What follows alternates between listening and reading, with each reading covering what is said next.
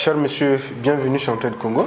Nous allons vous donner la possibilité de vous présenter pour que nous puissions avoir connaissance de qui est-ce que nous avons sur notre plateau. Ok, merci beaucoup. Je suis monsieur Sharma Tambi, chef d'entreprise de mesures consulting avec toutes ses ramifications et je suis le directeur général de la nouvelle société qui se crée au Congo qu'on appelle Zela Group International. Tout à l'heure, nous allons comprendre dans les profondeurs qu'est-ce que tout cela implique. On veut juste savoir d'abord dans quel domaine vous êtes carrément spécialisé, dans quel domaine vous avez investi, dans quel domaine vous êtes en train de travailler. Je suis dans le consulting, mais plus lié à l'immobilier. En fait, nous faisons l'immobilier, mais pas comme tout le monde le fait. On fait l'immobilier pour apporter, apporter des solutions aux problèmes que les Congolais rencontrent dans ce secteur. Vous savez, le secteur de l'immobilier, c'est un secteur qui a beaucoup de potentiel, mais avec beaucoup de difficultés. Donc il faut regarder ça avec beaucoup de minutie pour pouvoir pour déceler le problème dans le fond et puis à pouvoir regarder dans quelle mesure apporter des solutions aux problèmes que les gens rencontrent. Parce que vous voyez, le domaine de l'immobilier est assez vaste et le Congolais n'a pas encore eu la possibilité d'avoir toute la mesure de l'opportunité que l'immobilier offre. Donc nous essayons d'apporter des solutions pour amener les Congolais à bénéficier un peu de tout ça. C'est vrai que vous dites que c'est un domaine beaucoup plus vaste, parce que tout à l'heure je lisais, j'ai vu il y a des agents immobiliers à l'intérieur, il y a des agences immobilières à l'intérieur, c'est un peu vaste. Donc moi je veux savoir exactement les solutions que vous apportez aux Congolais, c'est dans un secteur donné ou de manière générale dans l'immobilier? Bon, déjà, je pourrais vous donner la première des solutions que nous offrons aujourd'hui, ou encore la prochaine campagne que nous sommes en train de lancer, c'est investir dans l'immobilier avec 0 francs pour préparer sa retraite. Ça, c'est un nouveau projet que nous sommes en train de lancer.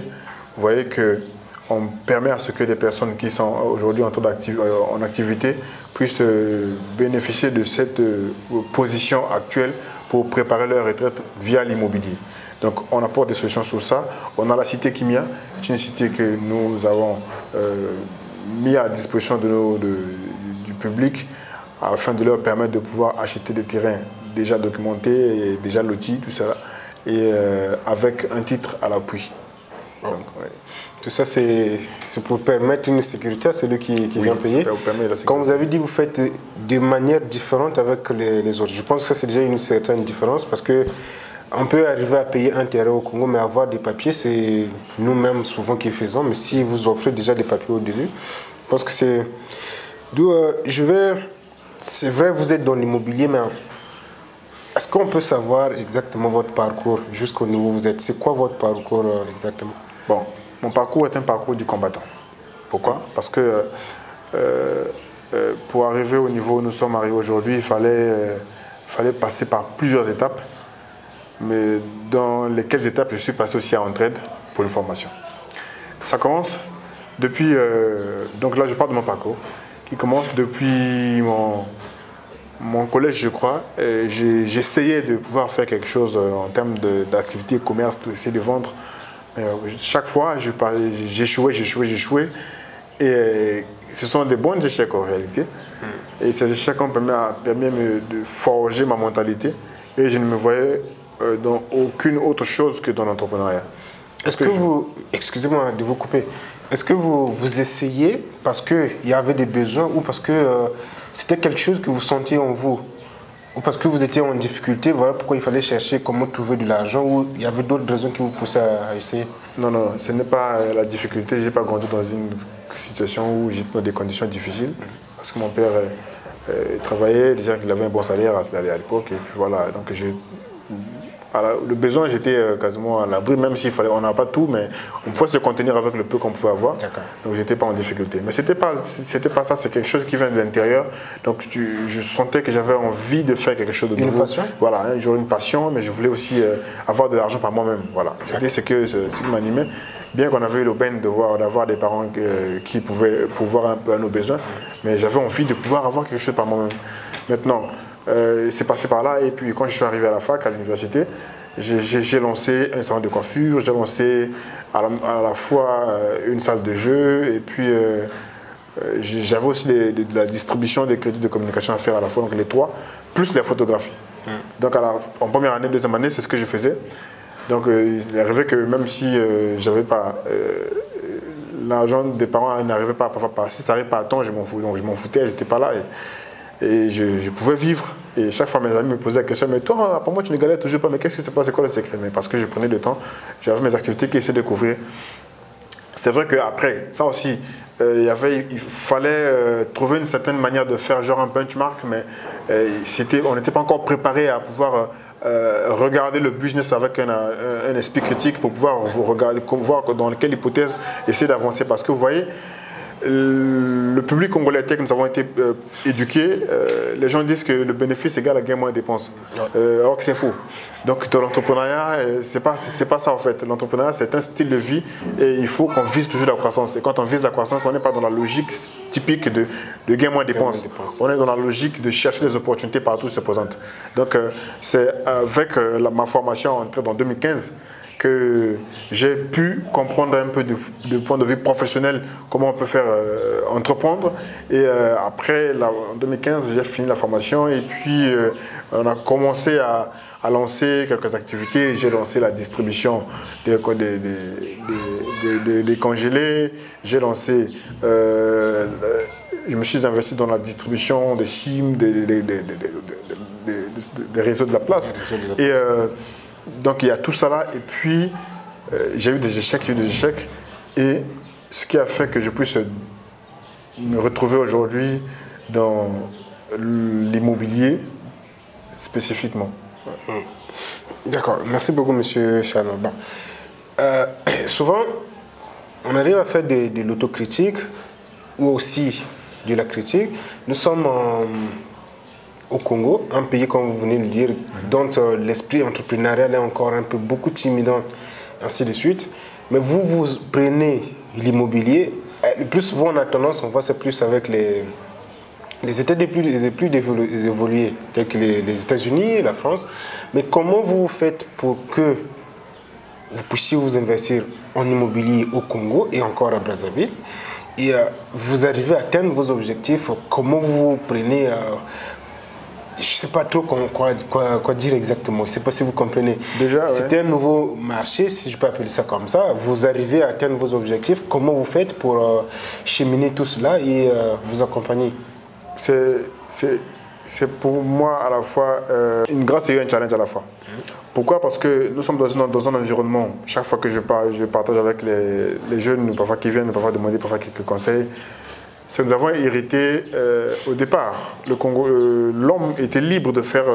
tout le monde était entrepreneur au départ. Si on regarde avant l'organisation du monde, le nouvel ordre mondial de l'époque, avec l'industrialisation, tout le monde était à la base ouvrier, faisait ses champs, faisait ses activités personnelles, donc chacun entreprenait. Maintenant, avec le besoin de l'industrialisation du monde, on a été obligé d'avoir besoin de plus de main-d'œuvre. Donc, c'est là où ça a tué quelques entrepreneurs pour pouvoir rassembler toutes ces personnes autour d'un projet commun, global, notamment de l'industrie. Et nous, il y a ça d'abord qui est le premier facteur qui a tué l'entrepreneuriat. Et puis deux, il y a eu aussi le comportement, la colonisation, qui a fait que les gens étaient obligés de travailler pour le colon que de faire leurs propres activités. C'est la deuxième chose. Ce qui fait que nous sortons de ces deux chocs et qui font que l'esprit entrepreneurial est de plus en plus critiqué ou encore de plus en plus délaissé parce que les gens pensent qu'ils ont besoin d'une sécurité de l'emploi qui est forcément une sécurité saisonnière parce qu'avec un moment, quand on sera en retraite, on sera plus en sécurité. Donc, en fait, l'insécurité reviendra à ce moment-là. Donc, si on comprend bien, il est préférable de pouvoir être en insécurité maintenant pour pouvoir mettre des bases solides pour se sécuriser à la fin. Donc, c'est un peu ça. Et au Congo, oui, l'immobilier est un secteur, pas nouveau, mais plutôt un secteur qui n'a pas été apprécié à sa juste valeur et les gens ne comprennent pas trop comment est-ce qu'il faut s'y prendre dans ce secteur. Donc, en fait, c'est en ayant l'esprit critique qu'on peut se dire qu'il y a une opportunité, mais à la fin, il faut être sobre tous les jours parce que il faut se réinventer tous les jours se réinventer parce qu'on peut lancer, on peut avoir une stratégie, mais après deux semaines, 3 semaines, ça ne marche pas. Il faut avoir l'honnêteté de pouvoir dire que ce système, c'est bien, ça m'a permis un moment, mais il faut le réinventer vite parce que si on reste dans cette position de confort, ça sera... dans très peu de temps, on sera vite balayé, voilà, on sera dans l'échec. Juste une question externe à ce qu'on est en train de dire. Quand vous parlez, ça vient à l'idée la routine. Oui. C'est quelque chose qui fait mal. Même quand je vis ça, c'est très difficile. Alors, comment vous faites pour que, comme vous dites, vous puissiez vous réinventer du jour au lendemain, vous ne tournez pas dans la routine, vous faites les mêmes choses, mais chaque jour vous inventez, vous faites autre chose, vous mettez en place d'autres stratégies. Comment vous arrivez à le faire? C'est parce que l'entrepreneuriat est une religion, et donc est une religion ou une spiritualité, comme on peut dire. C'est-à-dire, l'entrepreneuriat ne se fait pas un jour, l'entrepreneuriat se vit quotidiennement.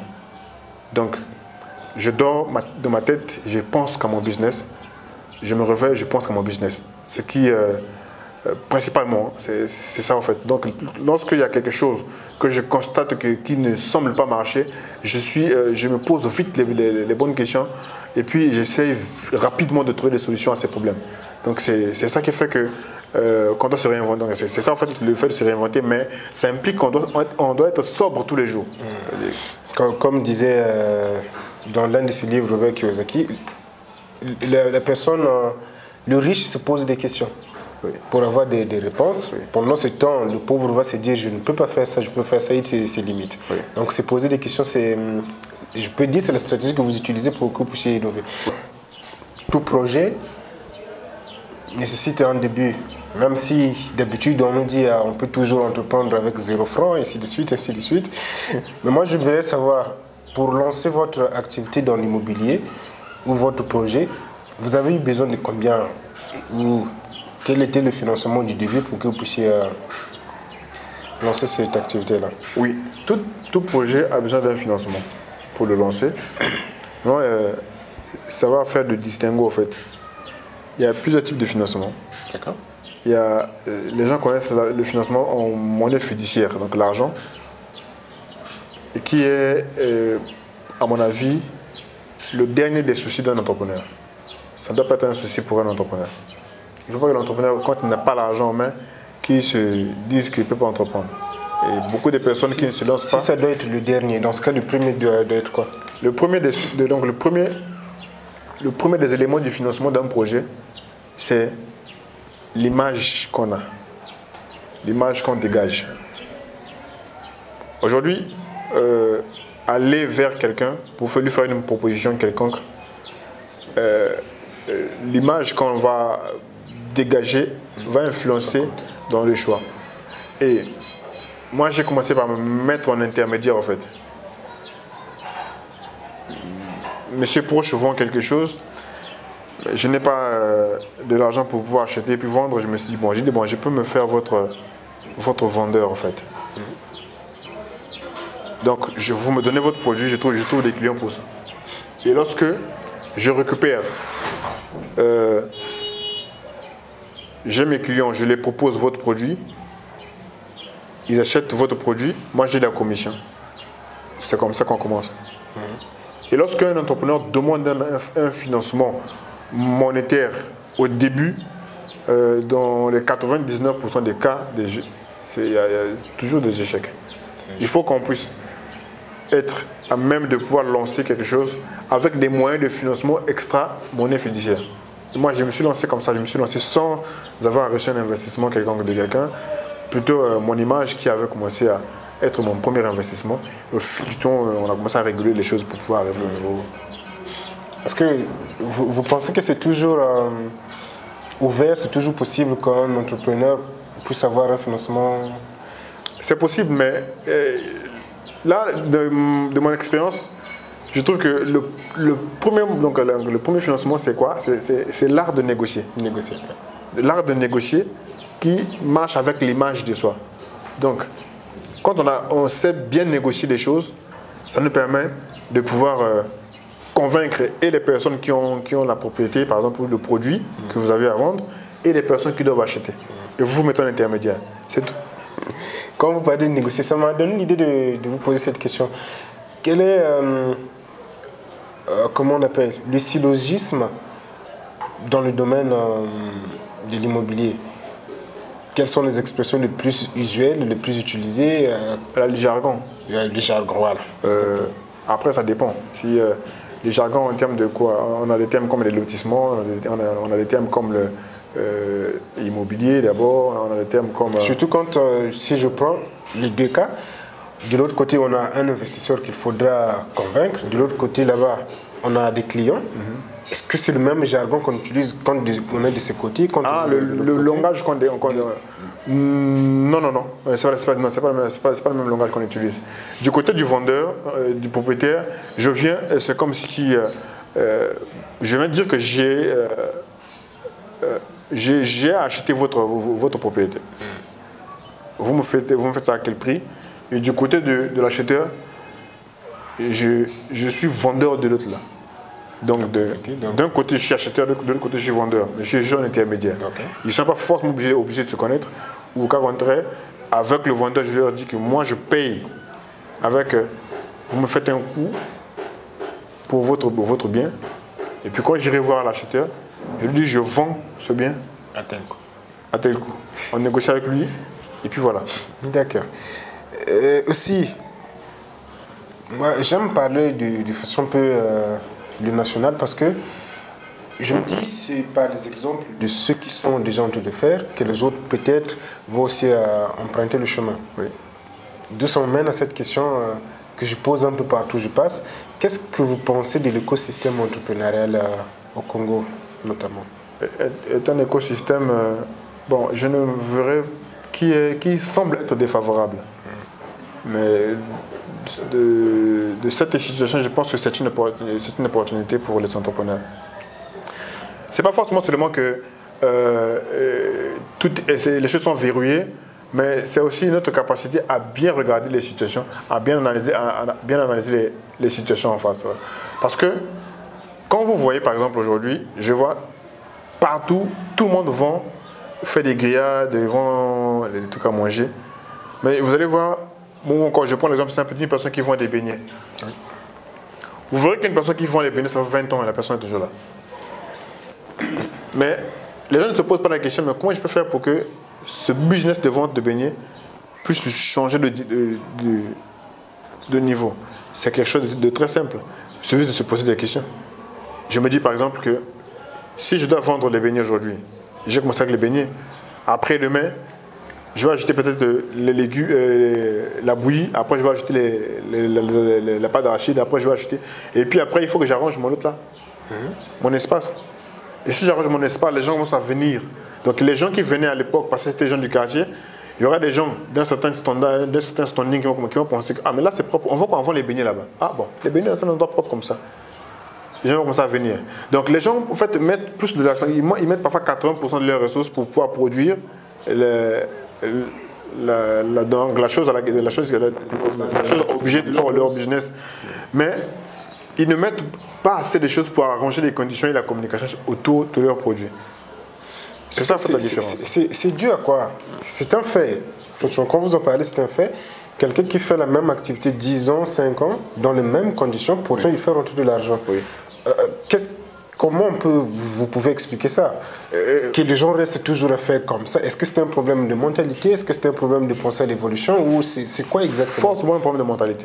Il y a même des gens qui sont en registre qui disent qu'il y a une maman là qui vend des beignets, elle a envoyé ses enfants à l'étranger. Exactement. C'est bien d'envoyer des enfants. Mais quand tu vas passer sur la maman là, on va te dire, quand elle avait commencé, c'est les mêmes choses qu'elle utilise jusqu'aujourd'hui. Elle-même, elle sera malade bientôt. Et puis les enfants qui l'ont envoyé à l'étranger, franchement, n'ont pas encore réussi. Ça veut dire que c'est bien d'envoyer les enfants à l'étudier à l'étranger, mais je trouve que le mieux, c'est un peu comme l'histoire de la poule aux œufs d'or. Le mieux, c'est entretenir la poule. La poule qui est le business. Ça veut dire que l'argent qu'on peut envoyer les enfants à l'étranger avec l'argent des beignets, on peut aussi avoir investir pour arranger les conditions de son travail. Imaginez qu'aujourd'hui, vous voyez un endroit où on vend des beignets, mais avec l'aspect d'une pâtisserie. Qu'est-ce que ça va faire? les gens viendront davantage, je pense. Ça va attirer des gens d'un peu de bourses différentes. Parce que c'est propre. Ça va attirer, donc tout le monde pourra venir pour acheter ces beignets-là. Et là, ça sera quelque chose d'assez spécial. Mais il y a aussi un autre problème, c'est que les gens, la gestion de la clientèle, c'est-à-dire le service après-vente, en fait, c'est pas trop pratiqué. Donc les gens préfèrent que je vends un beignet ici, je sais que les gens vont venir acheter. Alors aujourd'hui, si moi je vendais des beignets, je sais que si dans le quartier j'ai 10 personnes qui vendent des beignets, je fais en sorte que ces gens-là soient des abonnés réguliers de mes beignets pour que je ne produise plus de façon sporadique. Ça veut dire le sens que si les gens ne viennent pas acheter et que les beignets restent, je vais produire parce que je sais que j'ai 10 personnes qui achètent des beignets, je produis pour les 10. Après, je vais encore chercher à prospecter pour avoir plusieurs autres personnes qui vont s'ajouter pour que j'ajoute sur les 10, je vais ajouter 20, 30, 40, 50. Et là, j'aurai un portefeuille client qui consomme mes beignets. Je pourrai aller faire la distribution. Donc, tant que je fais pour améliorer les conditions de mon espace de travail, tant je peux aussi faire pour développer ma clientèle, pour mettre en place un système de distribution. Ça sera aussi une façon de faire les choses. Donc, les Congolais ne font pas trop attention à ces choses-là. Est-ce que c'est parce qu'ils n'ont pas une vision? Non, c'est parce qu'ils se disent, bon, il faut que je fasse seulement parce qu'il y a un besoin pressant qu'il y a là, il faut... Ou c'est vraiment la vision qui manque pour que ça change? Parce que je vois, dernièrement, je causais avec une personne, il dit, j'ai fait le constat, les pâtisseries au Congo, c'est plus les Ouest-Africains. J'ai posé la question, mais toi, tu fais quoi? Les Congolais aussi font des gâteaux. Lui, il constate seulement. Oui, les Congolais aussi fabriquent des gâteaux à la maison. Mais pourquoi ils n'arrivent pas à mettre des pâtisseries? C'est peut-être le cas de la vision, vouloir faire davantage aussi. Oui, il y a la vision, mais après, ça ne suffit pas. C'est un peu comme on part à l'église, il faut qu'il y ait des cadres, comme on traite comme ça, qui permettent à ce que les gens se retrouvent afin de parler des questions liées à l'entrepreneuriat. Parce que les problèmes que nous rencontrons, vus de mon œil, ont une certaine façon d'être appréciés, mais vu de l'œil de monsieur proche, ça a une autre façon d'être apprécié. Mais vu de 10 personnes, ça aura aussi une autre façon d'être apprécié. Donc les gens ne se donnent pas la peine de pouvoir rester dans une salle, suivre une formation, ou encore appartenir à des cadres qui permettent à ce que, quand ils discutent des questions liées à ça.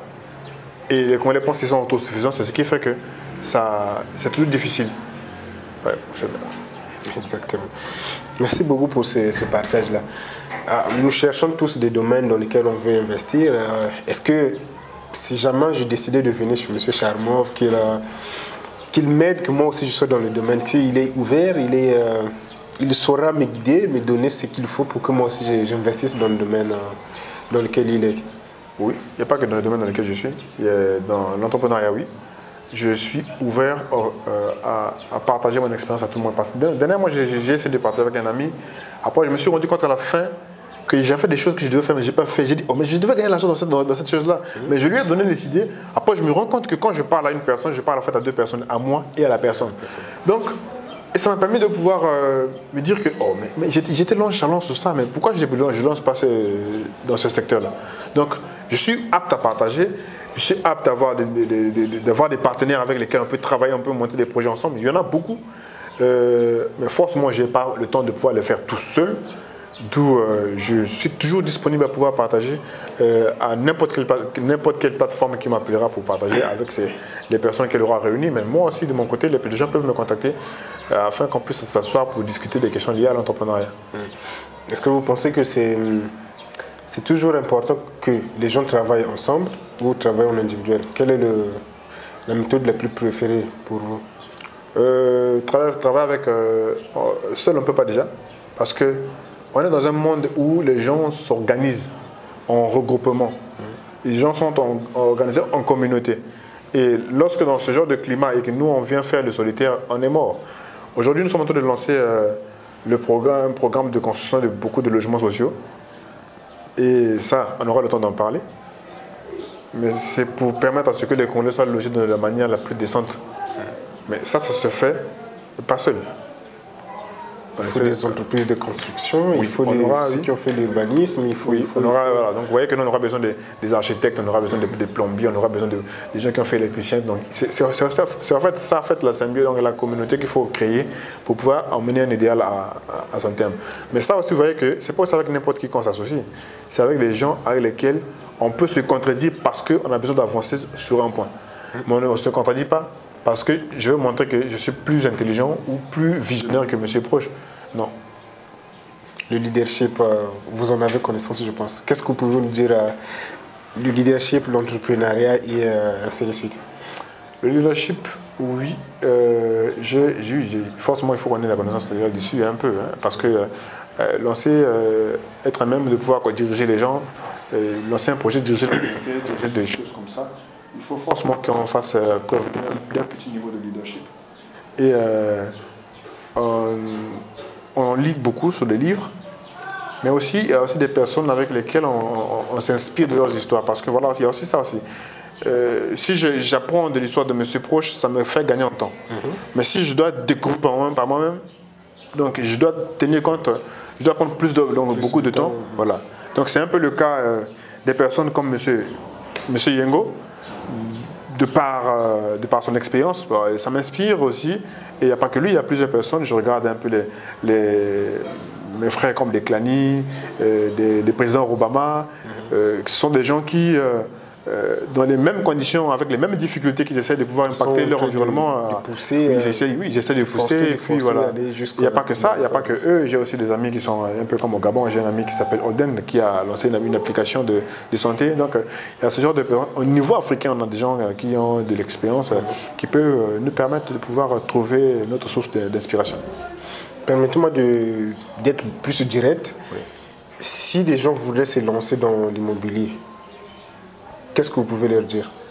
Est-ce qu'il y a-t-il des points sur lesquels il faut commencer pour arriver à un certain niveau? Comment canaliser son projet? Quel type de vision faut-il avoir? Ainsi de suite. Si quelqu'un veut vraiment y aller, qu'est-ce qu'il peut? Si quelqu'un veut se lancer dans l'immobilier, il faut qu'il comprenne d'abord le langage de l'immobilier, les codes de l'immobilier. Pourquoi on doit se lancer dans l'immobilier? Qu'est-ce qu'on a, on a vu comme problème qu'il faut qu'on apporte quelle solution à quel niveau? Donc si on a ce sens-là, oui, on peut se lancer dans l'immobilier. Mais si on n'a pas ce sens, on va faire comme tout le monde, comme toutes les agences qui font là. Après, vous allez vous balader beaucoup et vous n'aurez pas le résultat. Et après un moment, vous allez vous lasser et puis vous n'arrivez pas à votre objectif. Mais il faut être calme, essayer de regarder, lire le problème qui existe sur le marché, un peu comme tout entrepreneur, afin de regarder est-ce que j'ai la force de frappe nécessaire pour pouvoir apporter la solution à ces problèmes. Si oui, à ce moment on peut se lancer. Sinon, il faut qu'on se fasse former. Se fasse former. Bien, nous allons chuter avec notre entrevue. Je vais vous donner le monopole du dernier mot pour que vous puissiez conclure. Je conclurai en disant aux gens d'avoir une spiritualité, aller à l'église, prier. Mais priez pas pour que Dieu ait pitié de vous. Priez pour que Dieu nous fortifie et qu'il nous accorde la grâce parfois de rencontrer des opportunités. Mais après, il faut se mettre dans une situation de trouver des solutions pour des gens. Moi, c'est un peu les conseils que je garde de mes mentors, si je peux les citer, ils sont 3. Avec lesquels nous avons toujours des discussions permanentes. Il faut avoir des repères. Exact. Et lorsqu'on n'a pas des personnes qui nous inspirent, ce sera difficile. Là, je parle à mon grand Justin, à mon grand Arsène et à mon grand Félix. Ce sont des 3 personnes avec qui on a un discours permanent. Et lorsqu'il y a un problème, et à mon grand Modeste aussi. Et lorsque nous avons j'ai des soucis à mon niveau, où j'ai encore des problèmes qu'il faut que je puisse trouver un moyen de pouvoir répondre à ces problèmes. Je me souviens, je parle avec eux, j'essaie de regarder leur point de vue et puis j'analyse pour apporter des solutions. Donc si on veut se lancer, c'est l'opportunité. Dans la difficulté, c'est le moment qu'il faut se lancer. Et je veux encourager tous les jeunes qui veulent se lancer, de se lancer, mais aussi de se faire former, de trouver des cadres comme Entraide Congo, de trouver des personnes qui ont réussi dans ce secteur ou qui réussissent, qui font des preuves, afin de se rapprocher d'eux pour pouvoir bénéficier de leur expérience, afin de gagner en temps. Merci beaucoup, M. Charmant. Nous sommes donc arrivés à la fin de notre entrevue. Vous aurez compris qu'il y a beaucoup à faire. Le domaine est là. Il faut juste prendre du courage, comme on a dit, se former et surtout s'entourer de personnes qui peuvent vous accompagner pour que vous puissiez atteindre les objectifs. Mais on n'y va pas dans un domaine juste pour le plaisir, mais il faut qu'on ait une vision, quelque chose qu'on veut faire. Et surtout, l'entrepreneuriat, on dit, il faut détecter un problème pour que vous apportiez une solution. C'est ce qui fera que vous puissiez évoluer. Nous allons revenir avec vous dans les jours à venir pour que nous puissions continuer nos entretiens avec d'autres personnes qui viendront. Merci beaucoup à vous.